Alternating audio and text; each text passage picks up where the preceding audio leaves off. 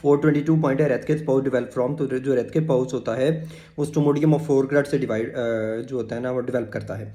Interior pituitary को कहते हैं एडिनो हाइपोफाइसिस, जो डेवलप करता है रेथके पाउच से। जो एक्टोडर्मल डिवर्टिकुलम है of the primitive cavity stomodeum, ठीक है। So anterior pituitary gland is from Rathke's pouch, जबकि जो होता है पोस्टीरियर पिट्यूटरी जिसे कहते हैं न्यूरो हाइपोफाइसिस वो न्यूरो एक्टोडर्म से ड्राइव होता है, सही है। अच्छा, उसके बाद आता है जी हमारे पास development of anterior pituitary gland is from. तो अगर आउट पाउचिंग ऑफ स्टोमोडियम और रेथ के दोनों दिया हो तो out pouching from stomodeum is greater than Rathke's pouch, बस ये याद रखना है। 423 पॉइंट है फिजियोलॉजिकल हर्निया जो होता है वो किस टाइम पे होता है। जो फिजियोलॉजिकल हर्निया होता है वो 4 to 6 वीक्स में होता है। 4 to 6 वीक्स में फिजियोलॉजिकल हर्निया होता है। अगर वो कोई फिजियोलॉजिकल एनीमिया कब होता है तो वो 2 to 3 मंथ्स पे होता है। दोनों चीज़ें याद रखनी है। 424 जो है about fetal gut rotation 270 degree counter clockwise होती है, सही है। अब इसमें मिड गट की रोटेशन कर लेते हैं कि होता क्या है। About fetal gut rotation to mid gut की रोटेशन जो होती है वो 6 वीक्स पे फिजियोलॉजिकल मिड गट जो होता है वो अम्बिलिकल रिंग जो होता है उसके थ्रू हर्निएट करता है। द मिड गट जो है वो रोटेट करता है 90 degree around the axis by superior mesenteric artery and vital duct. During 10th week, the herniated intestinal loop returns to the abdominal cavity. The midgut rotates counterclockwise by an additional 180 degree, thus making a total rotation loop through a total of 270 degree counterclockwise. ठीक है, तो अब ये basically क्या कहना चाह रहा है, ये कहना चाह रहा है कि ये फॉर एग्जांपल अगर योग सैक है और यहाँ पे एक रिंग बना हुआ है और ऊपर सिलिक आर्टरी है, एओटा अपनी ब्रांचेस दे रहा है ना, सिलिक फिर आ जाता है आप सुपीरियर मेसेंटेरिक, फिर आ जाता है इंफीरियर मेसेंटेरिक, ठीक है। और योग सैक के नीचे जो है वो यहाँ पे वाइटल एंड डक्ट है, this is vital and duct. तो अम्बिलिकल रिंग के थ्रू जो होता है एसएमए के लेवल पे जो होता है वो मिड गट की रोटेशन होती है 90 डिग्री वो आउट और 180 डिग्री इन रिटर्न, यानी 90 डिग्री बाहर जाते हुए और 180 डिग्री रिटर्न पे। तो जो आउट होता है 90 डिग्री, बस सिंपल याद रख लो, जो आउट होता है 90 डिग्री वो छठे वीक पे होता है, सही है। 9 को उल्टा करे तो 6 बन जाता है ना, 90 का जो 9 है उसको उल्टा करे तो 6 बनता है, तो 6 वीक पे होता है। जबकि 180 डिग्री जो होता है वो 10th वीक पे रिटर्न इन होता है, 10वें वीक पे, और ये टोटल 270 डिग्री काउंटर क्लॉकवाइज होती है। सिंपल इतनी सी बात एमसीक्यूज के लिए याद रखनी है। चलो जी, very important topic. 4 to 5 point है सेकंड आर्च डेरिवेटिव जो होता है वो स्टाइलोहाइड लिगामेंट होता है। सो हमने याद रखनी है अब आर्चीज, पाउचीज और क्लेफ्ट्स। तो सिंपल इसका निमोनिक है cap, CAP cap. C for clefts, A for arches, P for pouches.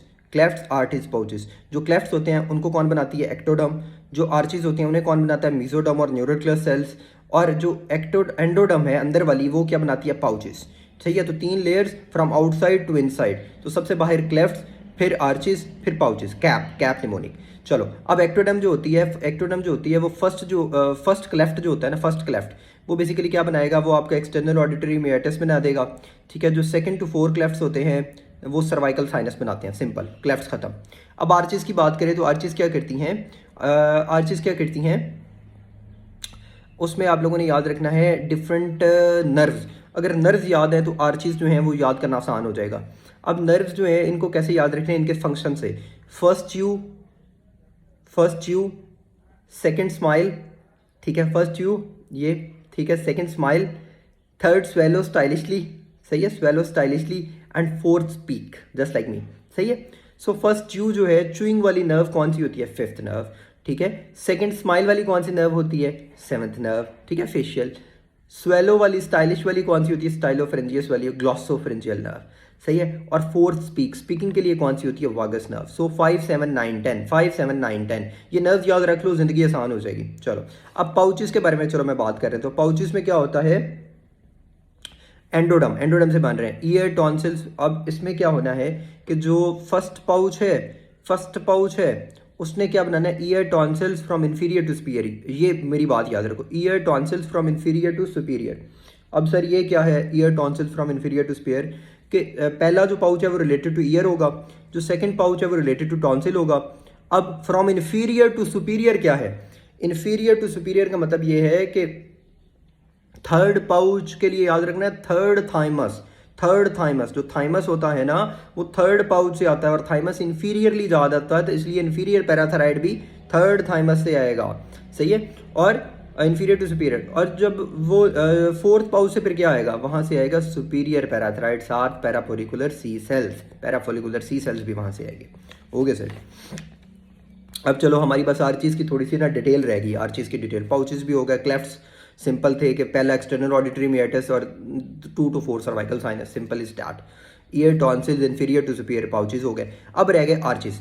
Arches को कैसे याद रखना है कि जो फर्स्ट आर्च होती है ना वो होगी मैक्सिमल। नर्व्स तो आप लोगों को याद होगी ना, 5, 7, 9, 10। फर्स्ट आर्च इज मैक्सिमम, सही है। मैक्सिमम का मतलब क्या है कि उसमें हर चीज़ एम से शुरू होगी।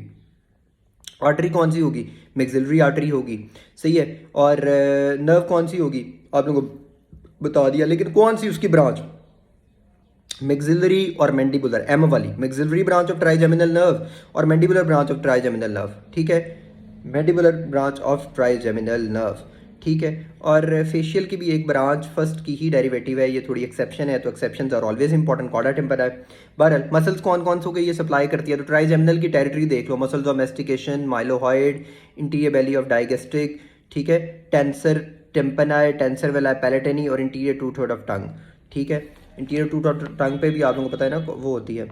अब सिंपल अगर मैं इसको करूँ तो टेंसर्स दोनों, ठीक है, टेंसर टिम्पना और टेंसर वेला पैलेटेनी, यानी ये हम आर्चेस शुरू कर रहे हैं तो आप लोगों को टेंशन हो रही है, तो टेंसर जो है वो पहली आर्च में है, टेंसर्स जो हैं वो पहली आर्च में है, सही है। साथ मसल्स और मेस्टिकेशन सारे, और डाइगेस्टिक की 2 बेलीज हैं, इंटीरियर पोस्टीरियर, इंटीरियर इधर आएगी, ठीक है, और इंटीरियर टूथ ऑफ टंग भी इधर आएगा, तो 2 इंटीरियर चीजें होंगी, इंटीरियर टूथ ऑफ टंग भी और इंटीरियर बेली ऑफ डाइगेस्टिक भी, और मसल्स ऑफ मेस्टिकेशन माइलोहाइड ये हो गया, और साथ 2 टेंसर हो गया, टेंसर टिम्पना और टेंसर वेला पैलेटेनी। बाकी बोन्स और कार्टिलेजेस एम वाली, मैक्सिला, ठीक है, Meckel's cartilage, malleus, incus, mandibular process, mandibular portion of bone, ये एमसीक्यू बड़ा आता है।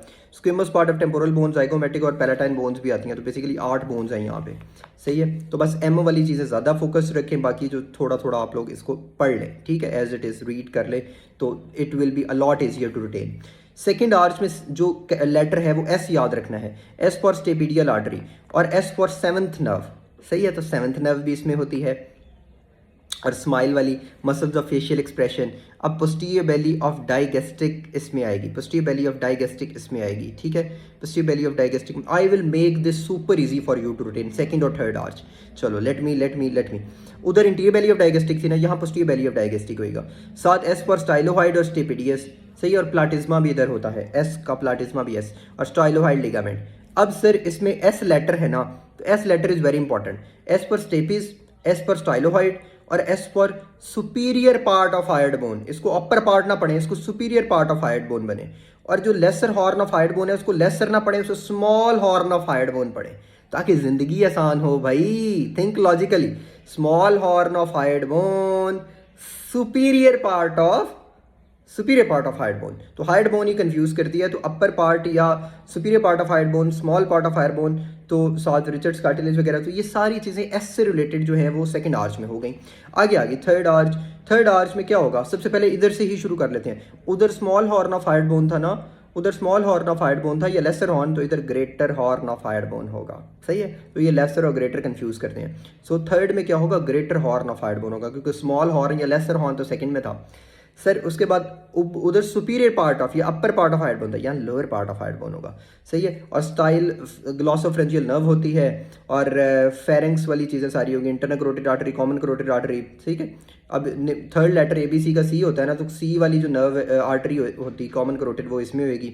ग्लॉसोफ्रेंजियल नर्व और स्टाइलिशली स्वेलो करना है ना, तो स्वेलो स्टाइलिशली में ये आ जाएगा। फोर्थ आर्च जो होता है उसमें क्या चीज़ आएगी, उसमें जो है आपका स्पीक के लिए, फोर्थ और सिक्स जो है उनमें स्पीक के वाली चीज़ें आएंगी, यानी वागस नर्व ही आएगी।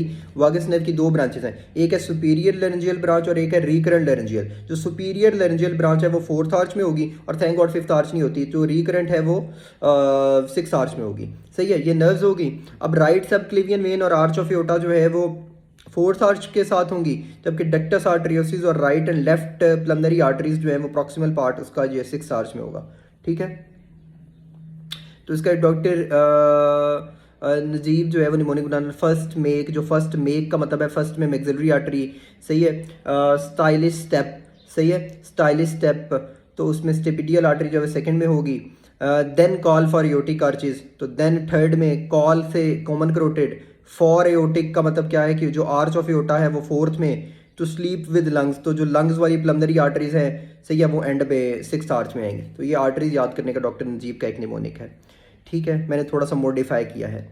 अच्छा, आ जाते हैं ना फोर्थ आर्च उसमें क्या आते हैं? फोर्थ आर्च में लिवेटर वेलाई पैलेटिनी, टेंसर टेम्पनाई और टेंसर वेलाई पैलेटिनी फर्स्ट में थे, लेकिन लिवेटर वेलाई पैलेटिनी, सॉफ्ट पैलेट वगैरह वो आएंगे फोर्थ आर्च में। ये एमसीक्यू है याद रखने वाला। और क्रिकोथोराइड और क्रिकोफ्रेंजियस वगैरह फ्रेंजियल कंस्ट्रिक्टर सारे जो है वो फोर्थ आर्च में आएंगे, जो सुपीरियर लेंजियल जिनको सप्लाई करती है। और थायराइड के कार्टिलेजेस जो हैं वो सारे इसमें आ जाएंगे। ठीक है, और इसके बाद आ जाता है all intrinsic muscles of larynx except cricothyroid. सही है, क्रिकोथोराइड जो है वो सुपीरियर लेरेंजियल नर्व या external laryngeal nerve basically supply करती है। सारों को बाकी जो है वो रिकरेंट लेरेंजियल नर्व सप्लाई करती है। तो ये भी एमसीक्यू आता है। A lot of MCQs from these arches. So ये स्केलेटल मसल्स ऑफ इसोफेगस वगैरह वो इसमें आते हैं। ये जो अब मैंने आज टॉपिक करवाया है ना, इसने आप लोगों का आधे एमसीक्यूज हेड एंड नेक के कवर कर दिए। अगर ये आती हैं ना चीज़ें और इसको आप वीडियो को देख के 2 दफ़ा रीड कर लेते हो तो इंशाल्लाह आसान हो जाएगा। Let's practice some MCQs. Alcoholic mother है बेबी, फेशियल हाइपोप्लेजिया, तो ये कौन सी आर्च में होगा? फीटल अल्कोहल सिंड्रोम जो होता है वो फर्स्ट आर्च में उसका मसला आता है। 4th and 6th arch derivative thyroid है। Patent ductus arteriosus left 6th aortic arch derivative second pharyngeal arch styloid ligament second arch derivative styloid process of temporal bone facial bone is derived from second pharyngeal arch which amongst is the derivative third branchial arch stylopharyngeus. ठीक है, उसके बाद recurrent nerve derivative of which pharyngeal 6th arch. ठीक है, thank you.